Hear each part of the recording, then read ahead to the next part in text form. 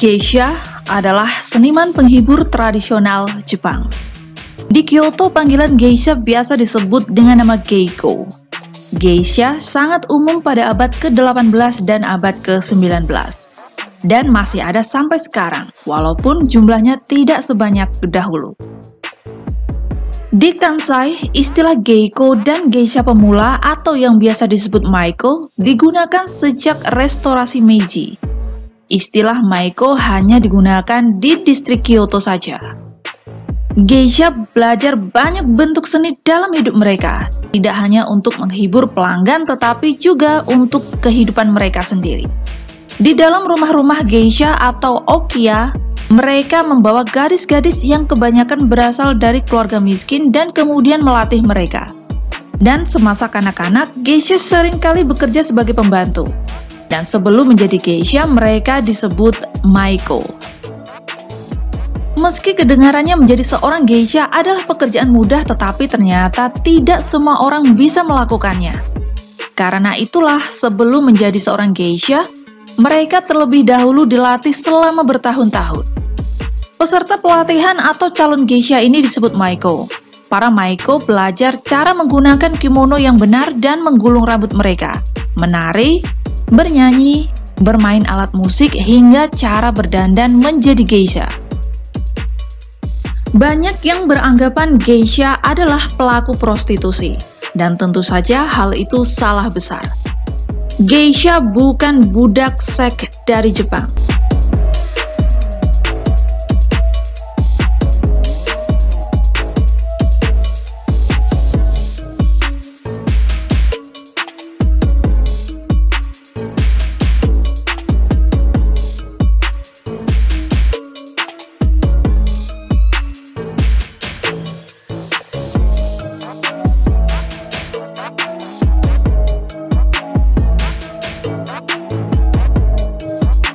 Bagi mereka yang minim pengetahuan tentang Jepang atau negeri matahari terbit ini, umumnya menyebut para pekerja seks komersial atau PSK di sana dengan geisha dan identik dengan menggunakan bedak tebal berwarna putih. Geisha atau geiko yang menjadi salah satu ikon Jepang bukanlah PSK, dan mereka tak selalu membubuhkan bedak tebal berwarna putih di wajah mereka. Dan selain itu, geisha tak selalu perempuan. Geisha sejatinya adalah seniman sekaligus penghibur tradisional Jepang. Dan untuk mendapatkan status bagi geisha bukanlah perkara gampang. Mereka harus bekerja keras mengasah bakat artistiknya, berlatih memainkan musik dan menari selama bertahun-tahun. Geisha biasanya memainkan alat musik gesek yang disebut samisen. Sementara lainnya punya nama setelah merancang tarian yang lambat dan anggun yang dipenuhi simbiolisme yang kompleks. Pada masa kejayaannya, mereka memulai pelatihannya pada usia muda. Bahkan, ada yang masih bocah yaitu sekitar usia 6 tahun. Rumah-rumah geisha menggelar pelatihan seni. Para gadis muda akan dipasangkan dengan seorang mentor pribadi. Rata-rata seorang gadis calon geisha menempuh banyak pelatihan selama 5 tahun atau lebih sebelum diizinkan untuk menyebut dirinya seorang geisha. Geisha adalah istilah yang sama untuk geiko dan geigi. Mereka semua memiliki karakter yang sama. Gei yang berarti hiburan atau sesuatu yang membutuhkan keterampilan dan ide tertentu. Sha berarti orang atau benda, dan ko berarti anak. Gi berarti seorang wanita yang melayani di jamuan dengan musik tradisional Jepang atau bernyanyi. Semua istilah berarti seorang wanita yang menghibur para tamu dengan tarian, musik tradisional Jepang, dan bernyanyi di sebuah jamuan makan. Selama periode Edo di Kyoto dan Osaka, geisha berarti houkan dan geiko berarti seorang wanita. Houkan adalah pekerja untuk menghibur para tamu dengan menunjukkan bakat mereka dan membantu geiko serta maiko. Dan pada era Meiji, kata geisha menjadi kata wanita. Bahkan ada nama khusus untuk mereka yang masih dalam pelatihan menjadi seorang geisha, dan mereka disebut maiko. Maiko memberikan hiburan seperti tarian tradisional Jepang, ohayashi di jamuan makan, dan sedang dalam pelatihan untuk menjadi geisha. Ohayashi adalah bentuk musik Jepang yang dilakukan selama festival. dan menunjukkan keragaman di berbagai wilayah di seluruh Jepang. Perbedaan antara geisha dan maiko yaitu terlihat dari gaya rambut mereka. Geisha memiliki mage shimada, sementara maiko memiliki momoware. Perbedaan lain antara geisha dan maiko yaitu bisa dilihat dari kimono yang mereka kenakan.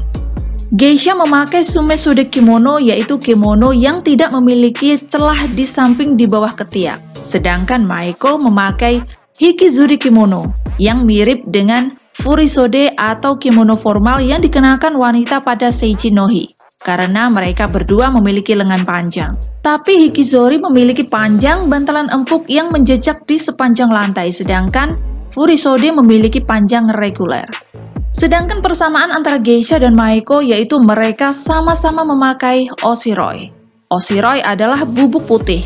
Mereka menggunakannya untuk menutupi wajah dan bagian depan serta belakang leher mereka. Di masa lalu, bubuk itu mengandung timbal yang kemudian menyebabkan masalah kesehatan yang sangat serius. Mereka melengkapi tampilan dengan eyeliner hitam, sedikit bayangan mata merah di ujung kelopak mata mereka, dan bibir yang sangat merah. Biasanya ketika geiko semakin tua, dia tidak lagi menggunakan oshiroi.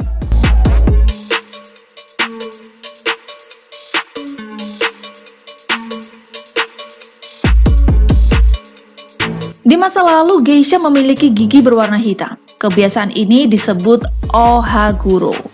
Bukan hanya untuk geisha, tetapi untuk wanita pada umumnya. Makna itu berubah sepanjang zaman, tetapi itu untuk kecantikan. Saat ini, maiko akan menghitamkan gigi mereka ketika mereka mencapai tahap shoko, atau ketika mereka lulus dari menjadi maiko.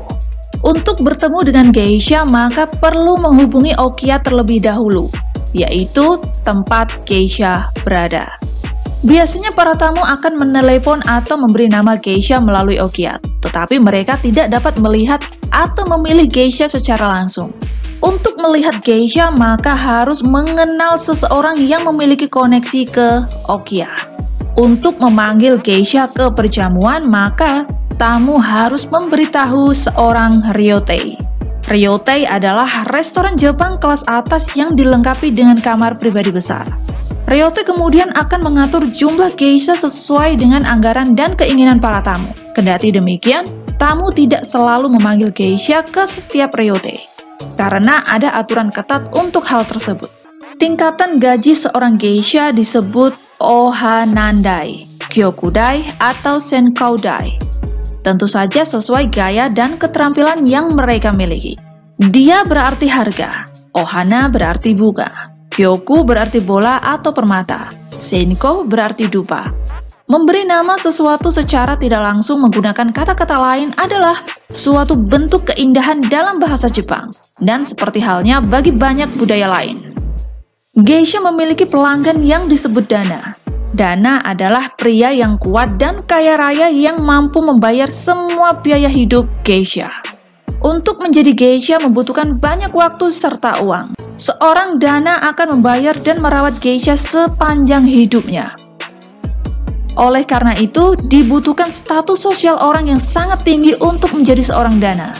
Hal ini menunjukkan bahwa mereka punya cukup uang untuk menjadi pelindung geisha, dan hubungan dana dengan geisha tidak bersifat secara seksual. Geisha bukan pekerja seks. Banyak orang bingung antara geisha dan oiran, yang merupakan pekerja seks kelas tinggi. Tidak dipungkiri bahwa beberapa geisha melakukan pekerjaan seks, tetapi secara teknis mereka adalah seorang penghibur. Geisha tidak sama dengan para pekerja seks komersial atau oiran. Geisha menjual keterampilan mereka dalam bermain seni pertunjukan, dan secara sederhana, para geisha adalah artis atau seniman tradisional yang berasal dari Jepang.